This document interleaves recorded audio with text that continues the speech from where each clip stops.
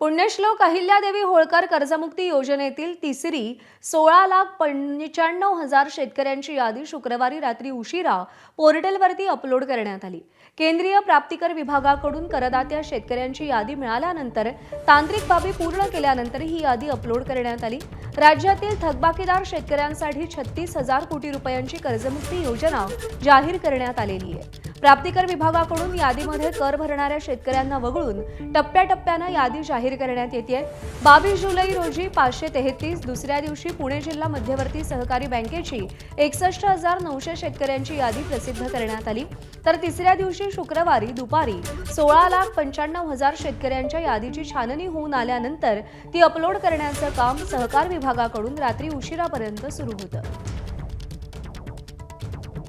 शेतकरी कर्जमाफीच्या 3 याद्या जाहीर झालेल्या आहेत, त्या संदर्भात दिनांकवार माहिती आपण पाहूया। 22 जुलैला पहिली यादी जाहीर झाली 533 लाभार्थ्यांची। 23 जुलैला दुसरी यादी जाहीर झाली 61,900 लाभार्थ्यांची। 24 जुलैला तिसरी यादी जाहीर झाली 16,95,000 लाभार्थ्यांची।